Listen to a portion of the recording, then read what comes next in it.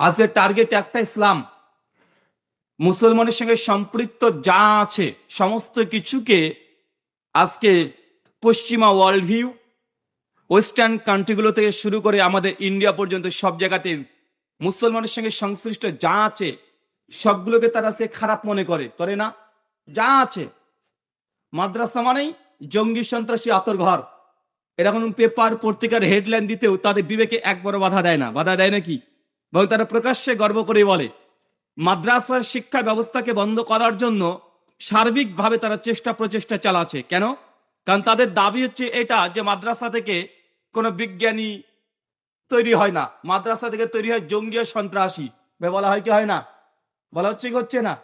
অথচ গোটা বিশ্ব জগতের যদি জঙ্গি সন্ত্রাসী যারা আতঙ্কবাদী অ্যাকচুয়াল তাদের যদি লিস্ট করা হয়, সমস্ত লিস্টগুলো যদি একত্রিত করা হয় আর তাদের নাম দেখা হয় আর তারা কোথা থেকে পাস করেছে এটাও যদি দেখা হয়, 99.9% মানুষকে দেখা যাবে যে তারা বিভিন্ন ইউনিভার্সিটি কলেজ থেকে পাস করেছে।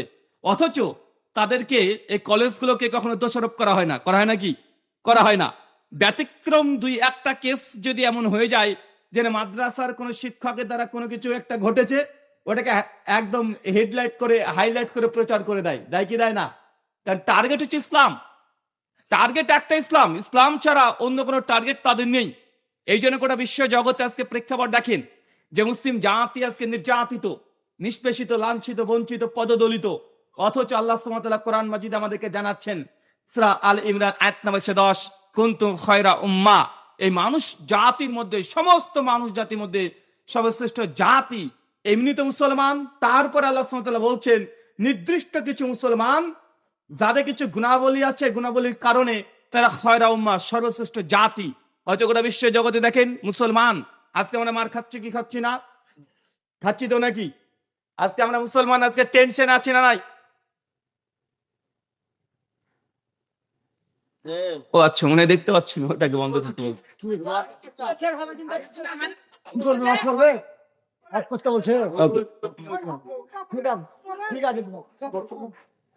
আজকে দেখেন মুসলমানদের একটা স্বর্ণ যুগ ছিল। একটা সময় মুসলমানদের আদর্শ, মুসলমানকে দেখেই অনেক মানুষ ইসলামে প্রভাবিত হয়েছে। মানুষ ইসলাম গ্রহণ করেছে শুধুমাত্র মুসলমানদেরকে দেখে, তাদের আচার ব্যবহার দেখে, তাদের আদব কায়দা দেখে। পৃথিবীর ইতিহাস সাক্ষ্য, আল্লাহ সুবহানাহু ওয়া তাআলা মুসলমানদেরকে যখন দিয়েছিলেন এই গোটা বিশ্ব জগতে, সেই সময় এমন একটা পিরিয়ড আমাদেরকে দিয়েছিলেন যে স্বর্ণযুগ। মুসলমানরা যেখানেই গিয়েছে সে শান্তি প্রতিষ্ঠা হয়েছে। হয়েছে কি হয় নাই? কিন্তু আজকে আমরা এমন যুগে বসবাস করছি, মুসলমান মানেই জঙ্গি, মাদ্রাসা মানে সন্ত্রাসের আতর ঘর, কোরআন মানে জঙ্গির বই। মাঝে মধ্যে ভারতবর্ষ থেকে গোটা বিশ্ব জগতে কোরআন মাজিদে 20টা আয়াত, 24টা আয়াত, 100 আয়াত কেটে বাদ দিতে হবে। কেন? জিহাদের আয়াত আছে। প্রচার হচ্ছে কি হচ্ছে না? মানে ইসলাম ধর্মটাকে আজকে মানে অ্যাকচুয়াল জঙ্গি সন্ত্রাসী, মানে অপর দিক থেকে তারা বোঝাতে চাচ্ছে জঙ্গি সন্ত্রাসী মানেই মুসলমান। ভাই দেখায় কি দেখায় না? আসলে এইগুলো নিয়ে আমাদেরকে পর্যালোচনা করা উচিত।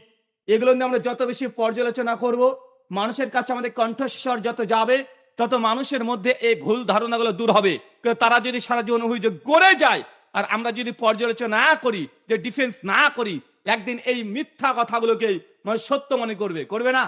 100% করবে।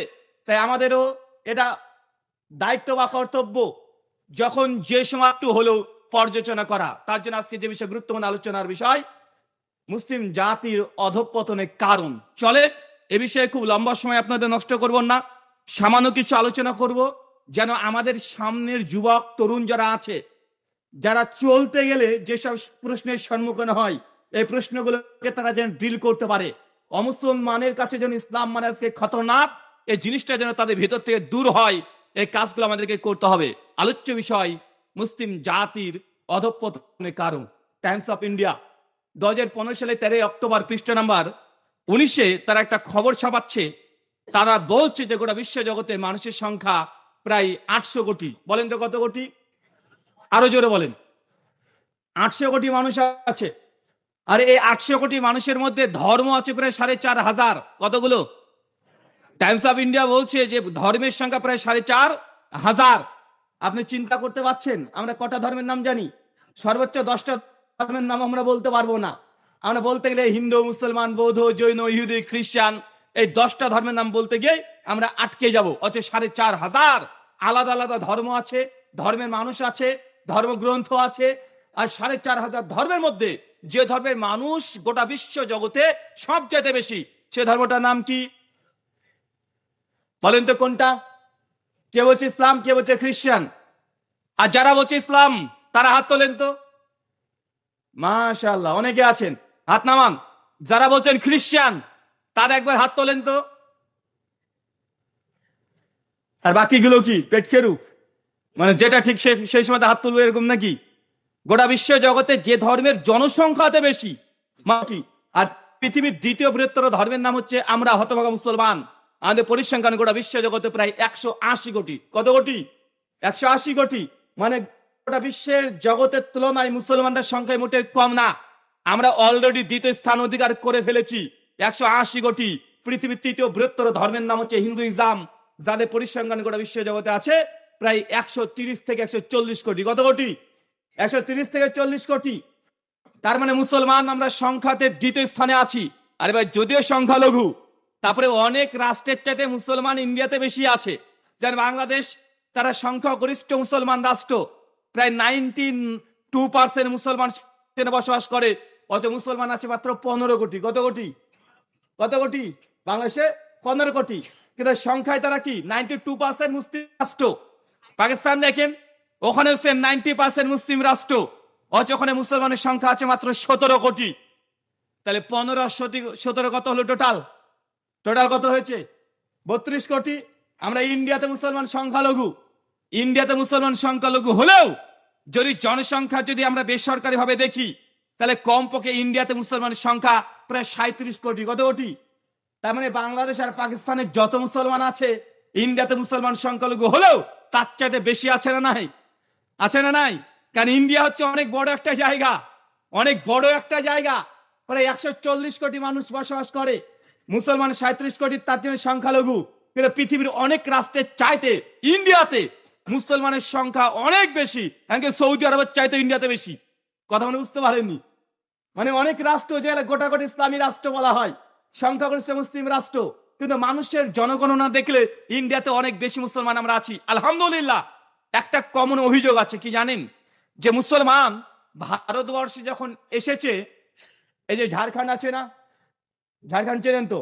ঝাড়খণ্ডে একটা বক্তা আছে, নাম নিলাম না, ও মাঝে মধ্যে বলে এরা আহলে হাদিস লামাজাবি, এরা পীরকে মানে না। আর তোমরা যদি পীর না মানো, যদি পীরকে তোমরা অস্বীকার করে দাও, তাহলে ভারতবর্ষে যদি পীররা না আসতো আর ইসলাম যদি প্রচার না করতো, তাহলে ভারতের যতগুলো মুসলমান এখন আছে সবগুলো নাকি শিবলিঙ্গের পূজা করত। একজন আছে না ঝাড়খণ্ডে, বারবার মানে কথায় কথায় গালিগালাজ করে। কেন? ওনাদের দাবি হচ্ছে এটা যে ইন্ডিয়াতে ইসলাম নিয়ে এসেছে মূলত পীর আর ফকিররা। কারা? পীর ফকিরের মাধ্যমে ইসলাম এসেছে। আসলে এই ইতিহাসটা 100% শতভাগ মিথ্যা কথা। আমাদের ভারতবর্ষে কোন পীর ফকির প্রথম ইসলাম নিয়ে আসেনি। ভারতের ইতিহাস, আরবের সঙ্গে নবী যখন নবুয়ত পাননি তার আগেও আরবরা ভারতে আসতো। কি করতে আসতো? ব্যবসা করতে। তারা কি করতে আসতো? নবী যখন নবুয়ত পাননি তার আগেও সৌদি আরবের মানুষ, মিডল ইস্টের মানুষ আমাদের ভারতবর্ষে ইন্ডিয়াতে আসতো। আর একটা কথা আপনাকে বলে দিই, ভালো করে এটা শুনে রাখেন, নোট করে রাখেন, আর আমার কথাটাকে যাচাই করতে শুরু করে দেন।